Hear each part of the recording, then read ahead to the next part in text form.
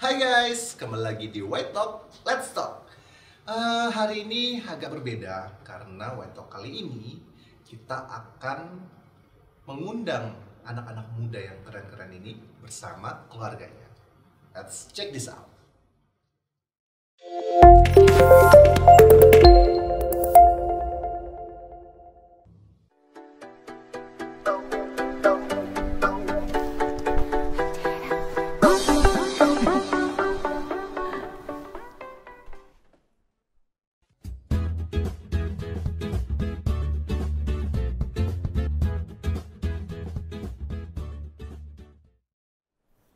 Oke, perkenalkan kami dari keluarga Adrijen. Nama saya Adrijen, nama istri? Nama saya Fani. Ini anak yang pertama. Nama saya Jeremy. Ini anak yang kedua. Nama aku Jaden.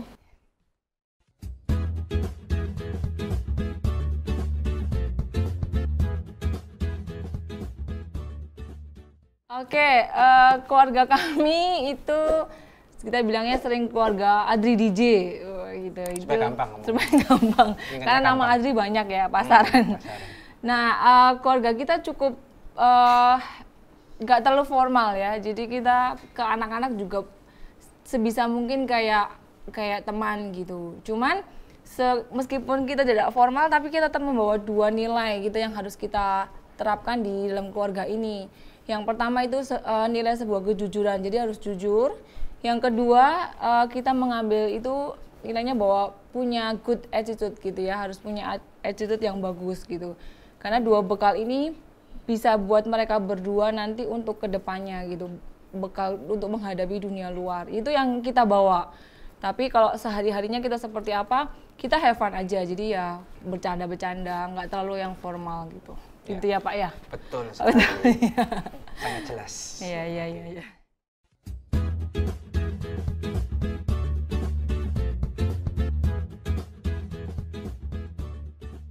Jeremy, silakan. Silakan, Jeremy. Ya mama papa ya kadang-kadang galak, terus tapi ya peduli. Itu mama ya? Oke. Itu mama. Mama papa. Kalau papa, Mama tadi bilang. itu kalau papa lebih keseringannya marah ke aku. Terus Marah. tapi ya sama aja sih peduli, tapi lebih peduli ini lebih banyak mama daripada papa.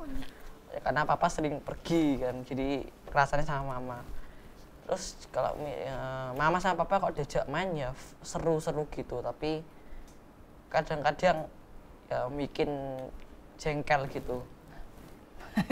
Jengkel. Jengkel, ya. Mungkin pas lagi capek ya. Gimana? Kalau mama gimana? Mama gimana menurut Jaden?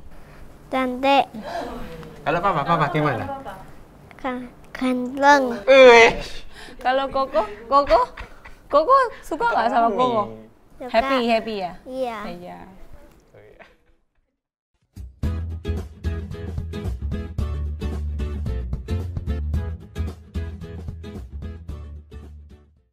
Dia Papa dulu Pak, silakan Pak. Oke, kalau dari saya lihat Jeremy memang orangnya kritis ya. Jadi memang kita budayakan memang kan dari awal tadi bahwa semua kalau di keluarga kita itu kita terbiasa dengan diskusi, dengan ngobrol seperti itu. Jadi kita tidak membuat satu aturan yang memang harus dilakukan dan harus dipatuhi tanpa ada alasan seperti itu. Tapi ya akhirnya Jeremy ini jadi orang yang istilahnya dalam tanda kutip kadang-kadang kalau sudah istilahnya menjengkelkan gitu, jadi orang yang ngeyel seperti itu kan. Jadi kalau dikasih tahu seperti gitu mesti ngeyel dan kadang-kadang akhirnya nggak OB seperti itu, dan memang perlu diingatkan setiap hari. Cuman sisi baiknya adalah dia punya empati, dia peduli, terus kemudian akhirnya dia jadi orang yang istilahnya mandiri seperti itu. Jadi cukup bangga juga istilahnya di sisi ngeyelnya, tapi ada sisi baiknya yang Rinda itu nice lah seperti itu. Oke. Iya. Kalau tentang Jaden, Jaden, ya. kalau Jaden ini ya orangnya rame, ceria seperti itu. Tapi so far ya karena dia masih anak-anak, gua gini. Ya, OB lumayan, cuman kadang-kadang orangnya keras seperti itu dan lebih atos lah daripada kokonya. Seperti itu. Cuman so far nice banget dan cukup membuat kita cukup apa ya istilahnya dia kadang-kadang membuat suatu tindakan kata-kata yang kadang-kadang cukup konyol dan akhirnya kita semua ketawa happy. Ya kalau menurut saya seorang Jeremy itu papanya sih sering bilang kalau Jeremy ini sedikit banyak karakternya hampir sama kayak saya gitu. Jadi kadang-kadang kalau jadi kalau kadang-kadang lagi berdebat sama si Jeremy ini, papanya sering bilang kamu sedang berdebat dengan dirimu sendiri. Saya pikir oh iya ya ternyata. Jadi karena kalau menilai itu berarti kita kayak semacam bahwa kalau kita sudah punya prinsip, kita akan berpegang pada prinsip itu. Kadang-kadang untuk menggoyahkan prinsip itu harus ada pemikiran-pemikiran yang logis. Nah itu seorang Jeremy. Tapi di samping itu dia seorang anak yang punya empatinya lumayan tinggi gitu. Jadi empatinya dia lumayan tinggi. Jadi kalau misalnya ada temennya atau siapa yang dia merasa itu perlu bantuan, dia pasti akan selalu ngomong sama kita berdua ya, Pak ya, kalau ini si A ini lagi gini gitu. Jadi dia seperti itu. Dia punya empatinya cukup tinggi dan dia cukup anak yang cukup mandiri ya untuk seusianya dia kalau saya rasa. Dan yang paling penting sih dia bisa bantu jaga adiknya sih kalau buat saya. meskipun sering sekali adiknya yang diusilin, jadi akhirnya mereka bertengkar. Tapi ya oke lah ya. Ya, jadi kalau seorang Jayden, karena mungkin dia anak bungsu ya, jadi lebih manja. Ya, lebih manja. Lalu anaknya usil. Cuma di samping itu juga dia anaknya itu apa namanya itu ya, lovable tuh apa ya, kayak penyayang. Jadi kayak bener-bener kayak apa gitu, suka tiba-tiba peluk, tiba-tiba apa gitu. Kayak kokonya juga tiba-tiba koko peluk gitu. Jadi itu yang membuat kadang-kadang kalau kita pas lagi situasi tegang berdebat gitu, dia tiba-tiba dengan celutukan tulangnya akhirnya suasana cair gitu. Ya itu seorang Jayden gitu. Tapi di samping itu juga dia kadang-kadang ada sisi kerasnya juga. Itu sih.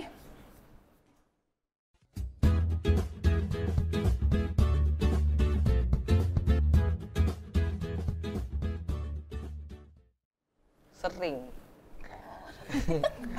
Iya. Kenapa kok sering?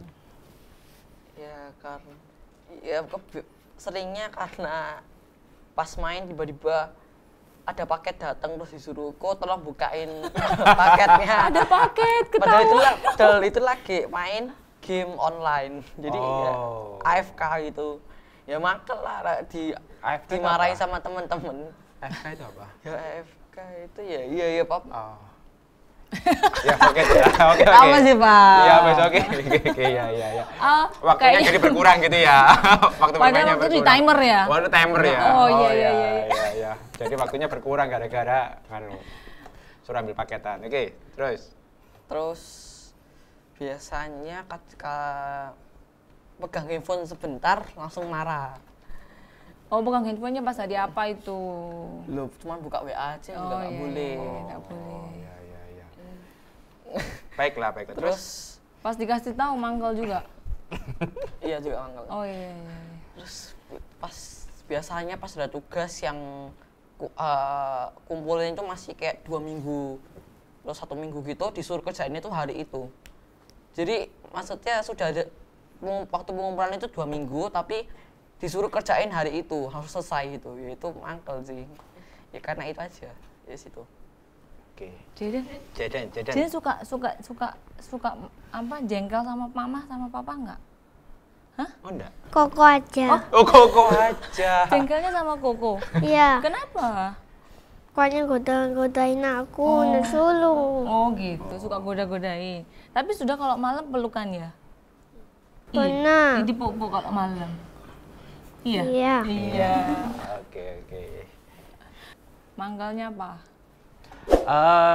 Kalau mungkin kalau dari anak ya ini kan ya namanya ya ini ya antara kita ini pinginnya mendidik jengkel misalnya kayak tadi memang kan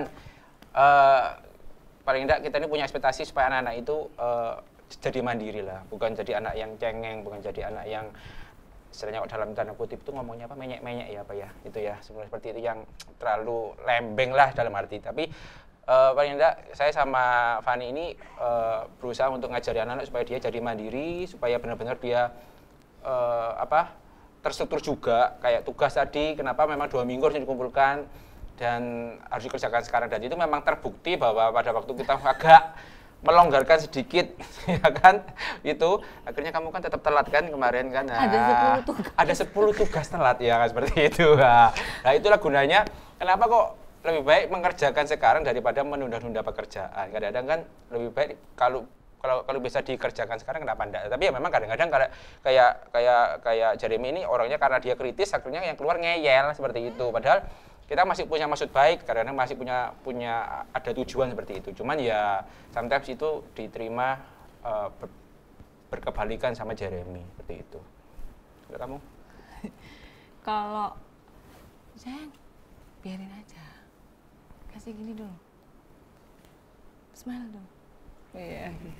Nah, kalau saya ke Jeremy itu karena mungkin di usianya dia ini kan usia remaja ya. Kalau remaja itu kan dia butuh banyak jadi kayak masih pencarian jati diri mungkin ya kok selalu usia dia. Jadi kayak semacam yang dulunya dia yang sekolah dasar itu kan yang dia hanya tahu bahwa saya disuruh saya melakukan. Tapi kalau sudah sampai sekarang mungkin sudah menanjak SMP kan dia berarti sudah punya prinsip, sudah punya keinginan, sudah punya sesuatu yang ingin dia kebutuhkan sendiri gitu tanpa harus menuruti orang tua. Nah itu kadang-kadang menjadi perdebatan saya dengan Jeremy gitu. Akhirnya berujung dengan mangkel juga karena mungkin cara pandang ya, perbedaan cara pandang pasti akan menimbulkan banyak konflik dalam keluarga. Tapi sekarang bertambahnya dengan usianya dia semakin paham bahwa apa yang mama papanya katakan itu sebenarnya ada betulnya, dan dengan kejadian yang kemarin memang sengaja kita longgarkan,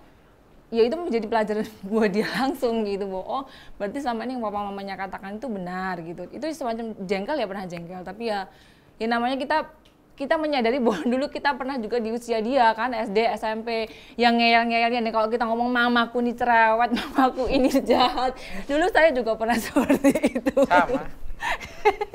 Mamaku pelit iya, sama, sampai habis penggaris banyak ya kan.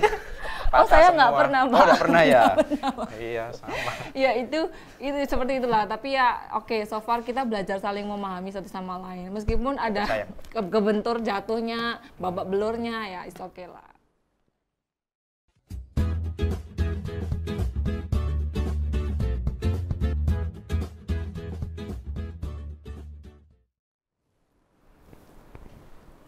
Tetap sayang enggak, Go? Tetap. Ya. Kenapa?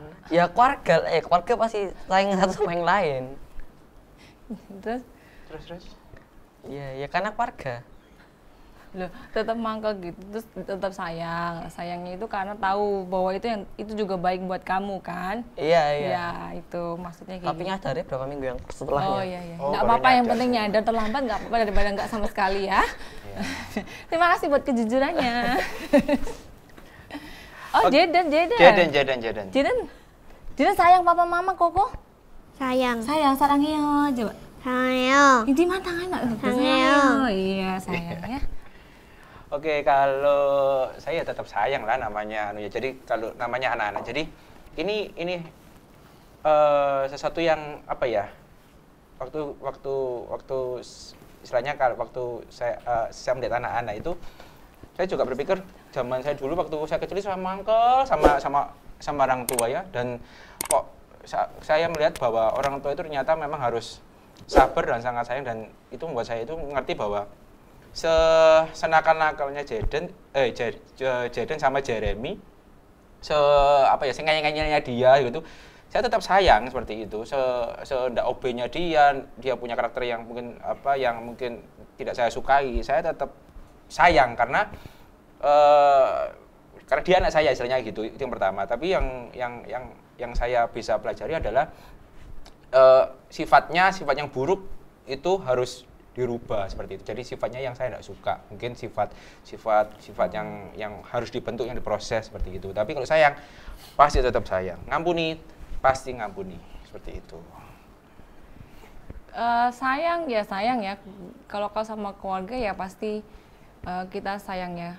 Kalau kalau dari keluarga ini justru saya berpikir ada banyak hal gitu, bukan hanya dari sisi anak-anak yang harus mengerti orang tua, tapi orang tua juga harus belajar mengerti anak-anak. Ada fase di mana anak-anak bertumbuh. Nah, kita sebagai orang tua juga harus paham bahwa fase-fase itu ada cara di mana kita menghadapi anak gitu ya. Yeah. Jadi bukan hanya perjalanan ini bukan hanya pelajaran buat anak, tapi buat orang tua juga. Jadi saya merasa bahwa bukan suatu kebetulan sebuah keluarga kami ini juga Tuhan berikan anak seperti mereka, dan mereka diberikan orang tua seperti kami untuk kami saling belajar gitu, saling mengerti.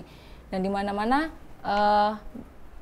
kami akan terus menyayangi sampai bahwa kami gone ya itu. Iya betul. Terus ya kalau saya tambahkan terakhir, setiap kali kalau kita ada konflik, kita ada perselisihan gitu, kita harus selesaikan pada itu juga. Jadi supaya semuanya saling ngerti ya.